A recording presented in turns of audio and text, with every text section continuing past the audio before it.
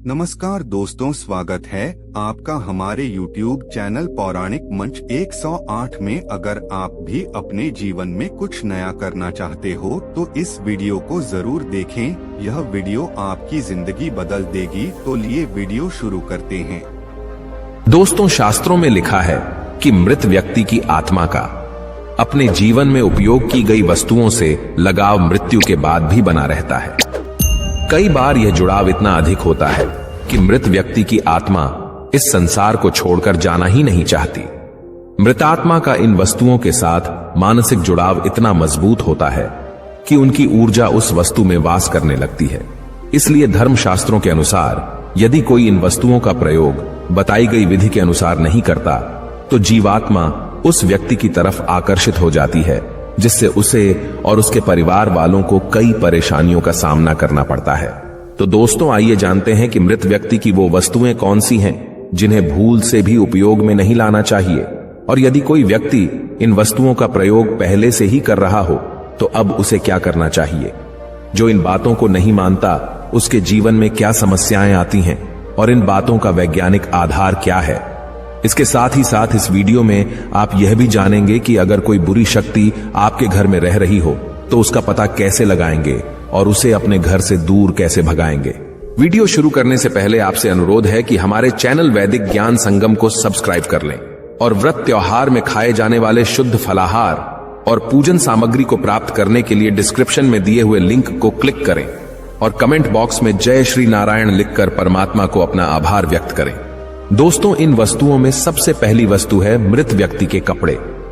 मृत व्यक्ति के कपड़े कभी भी नहीं पहनना चाहिए, विशेषकर वे कपड़े जो मृत व्यक्ति अक्सर पहनता रहा हो। शास्त्रों के अनुसार मृत व्यक्ति के कपड़े हमेशा दान कर देना चाहिए, इससे उसकी आत्मा को शांति प्राप्त होती है। शास्त्रों में मृत व्यक्ति के कपड़े इस्तेमाल न करने के दो प्रमुख कारण बताए गए हैं। आइए पहले उन कारणों को जान लेते हैं, उसके बाद इस विषय पर विज्ञान का क्या कहना है वो भी जानेंगे। मान्यताओं के अनुसार यदि मृत व्यक्ति के कपड़ों का इस्तेमाल पोंछा लगाने या साफ सफाई करने के लिए किया जाता है तो मृत व्यक्ति की आत्मा को अत्यंत दुख होता है और उनके दुखी होने से ऐसा करने वाले व्यक्ति एवं उसके परिवार के ऊपर पितृदोष लगने की संभावना बढ़ जाती है। पितृदोष के दुष्प्रभाव से व्यक्ति की आर्थिक स्थिति धीरे धीरे खराब होने लगती है, पारिवारिक कलह और स्वास्थ्य संबंधी समस्याओं के योग बनने लगते हैं। यही नहीं, लाख कोशिशों के बावजूद भी जातक को उसकी मेहनत का फल नहीं मिलता। दोस्तों, शास्त्रों में दूसरा कारण बताया गया है कि मृत्यु के बाद आत्माएं स्वर्ग या नर्क के मार्ग पर अग्रसर होती हैं। इसलिए मृत व्यक्ति के कपड़ों का प्रयोग स्वयं या परिवार के किसी भी सदस्य को नहीं करना चाहिए। ऐसा करने से मृत व्यक्ति की आत्मा उस व्यक्ति से प्रभावित होती है जो उनकी मुक्ति की राह में बाधक है। और कई बार जिन आत्माओं को स्वर्ग या नर्क में स्थान नहीं मिलता वो प्रेत बनकर इसी संसार में भटकती हैं। ऐसी आत्माएं अपनी नकारात्मक ऊर्जा से व्यक्ति को परेशान भी करने लगती हैं। इसलिए मृत व्यक्ति के कपड़े कभी भी नहीं पहनना चाहिए। इसके पीछे वैज्ञानिक तर्क यह है कि जब हम किसी की याद में दुखी होते हैं तो हमारे शरीर में कई तरह के बदलाव होने लगते हैं। शरीर में तनाव बढ़ता है, अर्थात स्ट्रेस हार्मोन्स जैसे कॉर्टिसोल, एड्रेनालिन आदि बढ़ते हैं, जिनसे दिल की धड़कन, ब्लड प्रेशर आदि पर नकारात्मक प्रभाव पड़ता है। निराशा बढ़ती है और व्यक्ति का स्वास्थ्य बिगड़ता है। जब व्यक्ति अपनों को याद करके बार बार दुखी होता रहता है तो उसके अंदर निराशा घर कर जाती है, और अगर ऐसा कई महीनों तक लगातार हो तो व्यक्ति अपने आप को नुकसान पहुंचाने के लिए किसी भी हद तक जा सकता है। इसलिए हर परिस्थिति में मृत व्यक्ति के कपड़ों का दान कर देना ही उचित है। दोस्तों, मृत व्यक्ति की दूसरी चीज जिसे प्रयोग में नहीं लाना चाहिए वो है गहने। और अगर उसे प्रयोग में लाना ही हो तो उसके लिए भी शास्त्रों में एक विधि बताई गई है। हिंदू धर्म शास्त्रों में कहा गया है कि मृत व्यक्ति की आत्मा का जुड़ाव कपड़ों की अपेक्षा गहने से ज्यादा होता है। जो भी व्यक्ति उन गहनों को पहनता है तो मृत परिजन की ऊर्जा उस व्यक्ति से जुड़ जाती है, जिस कारण से शारीरिक व मानसिक परेशानियों का सामना करना पड़ सकता है। लेकिन आप इन गहनों को घर में संभाल कर रख सकते हैं और यदि चाहें तो इनका उपयोग दान की तरह अपने परिवार की किसी शादी में भी कर सकते हैं। और यदि इनका उपयोग आप स्वयं करना चाहें तो पहले इसे नए तरीके से बनवा लें या इन्हें बदलकर नए गहने ले लें, क्योंकि उसी अवस्था में ही इन गहनों को नहीं पहनना चाहिए। अगर मृत व्यक्ति ने मरने से पहले आपको अपने गहने उपहार में दिए हों तो आप इनका प्रयोग बिना किसी बदलाव के बेझिझक कर सकते हैं। लेकिन यदि इन गहनों को मृत व्यक्ति ने सबसे छुपा कर रखा हो तो उसका उपयोग बताए गए अनुसार ही करना चाहिए। दोस्तों, मृत व्यक्ति की तीसरी चीज जो नहीं लेनी चाहिए वह है मृत व्यक्ति की देह से जुड़ी ताबीज या कोई अन्य धातु। मृत व्यक्ति की ताबीज एक ऐसी चीज है जिसमें उसकी सकारात्मक और नकारात्मक दोनों ऊर्जाएं होती हैं।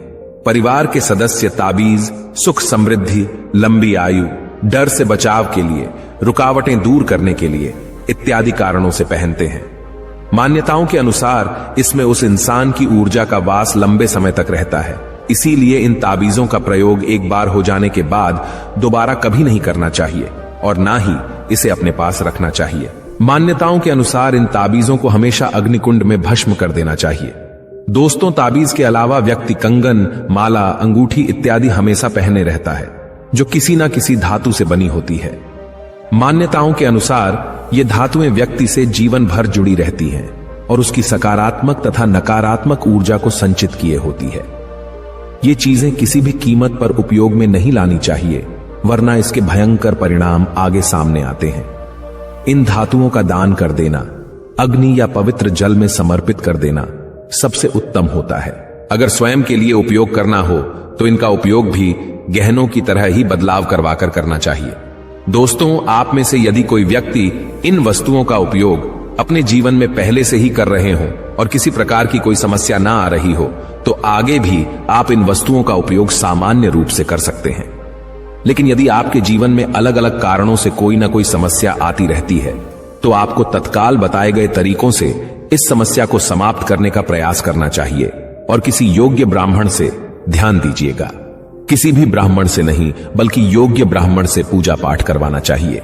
दोस्तों, आइए अब आपको बताते हैं कि आपके घर में यदि कोई नकारात्मक ऊर्जा है तो उसका पता आप कैसे लगा सकते हैं। यहां आपको बता दें कि यह जानकारी मान्यताओं पर आधारित है, न कि किसी धर्मशास्त्र में वर्णित है।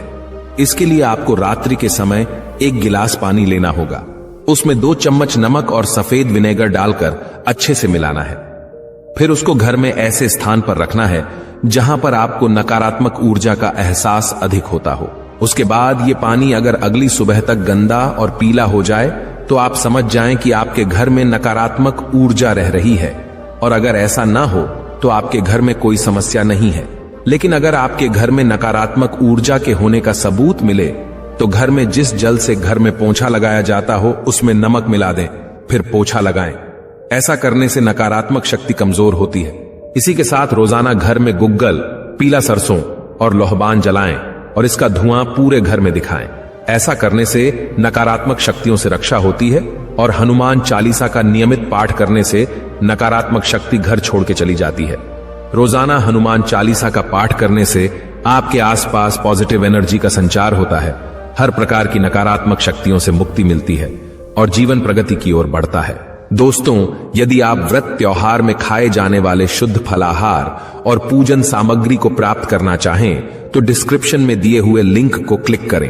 अगर ये वीडियो आपको अच्छी लगी हो तो वीडियो को लाइक करें और अपने बंधु बांधवों को शेयर करें और